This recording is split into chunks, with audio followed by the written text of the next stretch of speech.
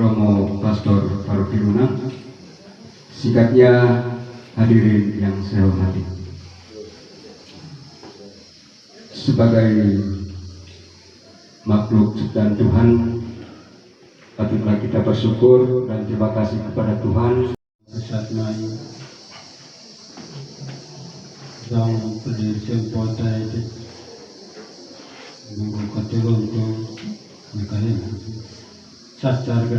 Bapak Bupati Makassar Barat yang saat ini diwakili oleh Pak Asisten 1, yang kami hormati Bapak-bapak dan Ibu-ibu dari Kementerian Keuangan, Kementerian SDM, selamat datang di tempat ini di Besana. Kami juga mengucapkan selamat datang kepada Pak Camat Sanangguang, Pak Koramil, Pak Polsek yang sudah ada bersama dengan kita pada saat ini. Dalam suasana yang penuh dengan kekeluargaan, persaudaraan, keramah tamahan, sepantas. Kepala itu seperti ini lah. Bebas melaju negeri saya juga. Bebas lagi kenapa? Karena kalau pakai bahasa Indonesia Pak, ya maknanya juga. Karena kalau saya sapa kepala-kepala yang banyak yang ya lebih ya. Makanya menggunakan bahasa Mandarin. Sesuai dengan amanat PP 19 akan dibentuk tim untuk melakukan pengkajian yang dari berbagai sipil ilmu. Karena itu kami sangat berharap terhadap yang menolak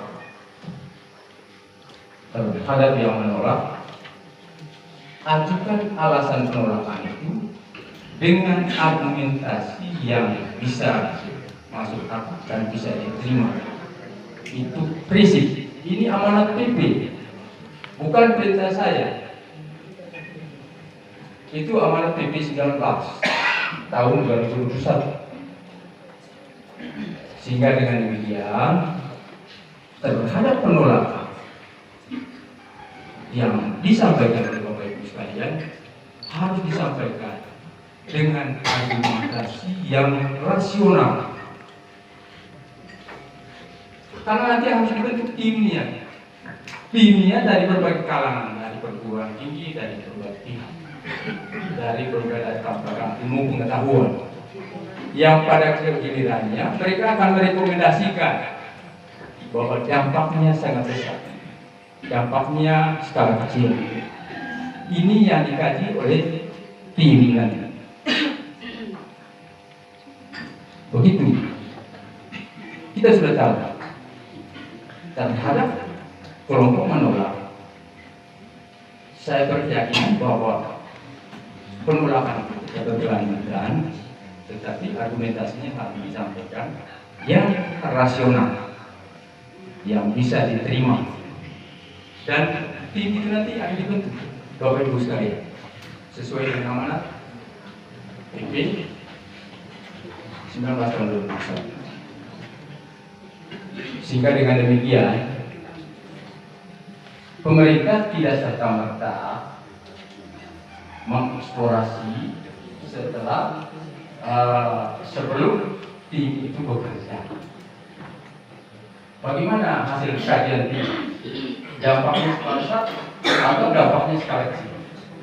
Kalau dampaknya skala besar,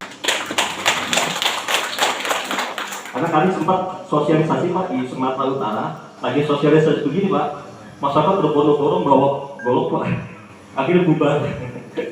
Tapi sekarang lokasi itu sudah berjalan, bahkan masyarakat yang dulunya nolak sudah mendukung semua sudah mendukung. Jadi ternyata mereka menolak karena belum mengerti itu. Itu ya, sama itu. Nah kemudian yang akan dilakukan oleh pemerintah sekarang ini yang eksplorasi itu baru 1/10 dari rencana yang nanti akan dikembangkan panas bumi di Indonesia, di wilayah itu. Ketika pemerintah memilih Wesano, daerah-daerah lain iri, Pak. Masa iri? Mereka ingin, Pak, daerah kami saja, Pak, yang dilakukan pengeboran oleh pemerintah.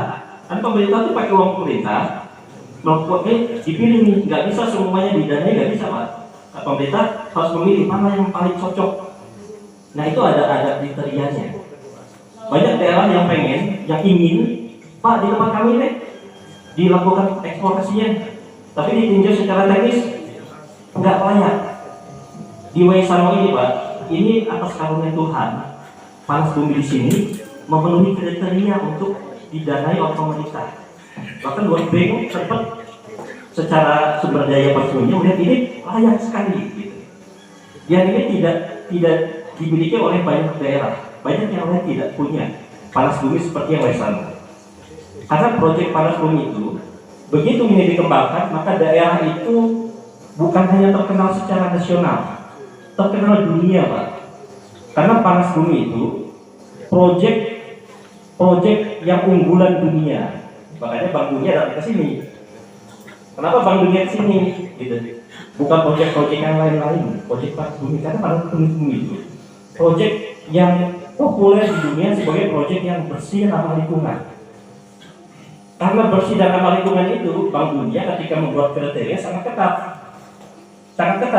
Karena menurut logikanya Bank Dunia, kenapa ramah lingkungan kok masih ditolak? Gitu. Sehingga mereka buat yang ketat. Kalau untuk proyek lain tidak seketat ini, Pak. Tapi untuk panas bumi itu dibuat ketat. Karena seharusnya panas bumi itu didukung oleh semua. Seperti itu.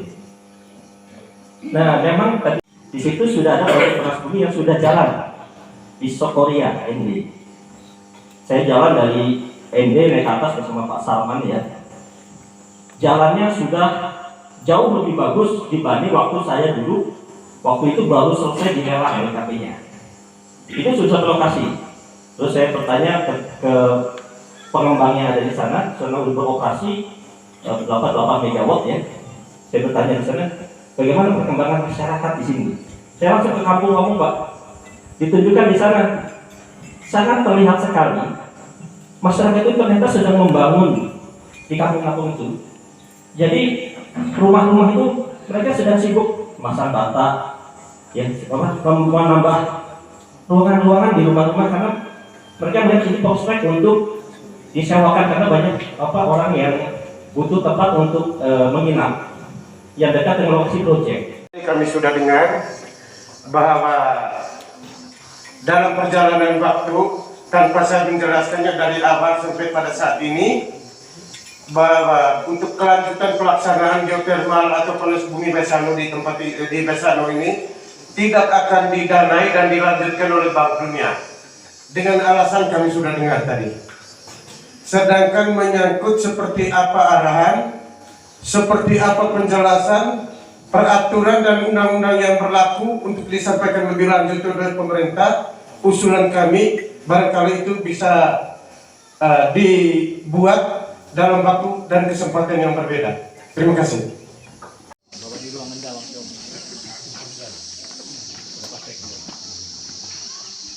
Dalam pertemuan ini para desa yang juga ini dari Bailolos, Guru Muhammad dan Guru Konek dari desa dari dan juga Bapak Ibu para. Saya kalau lihat di pegang ini, wah, saya terlihat gadis-gadisan. Saya bisa menurunkan yang pegang-pegang. Kita sosialisasi menggunakan panas bumi yang pasti sekarang adalah menggunakan APBN. Standar pangan dunia tidak boleh ada penolakan.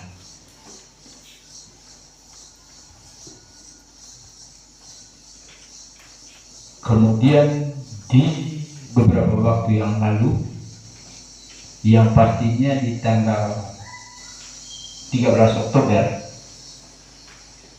Bank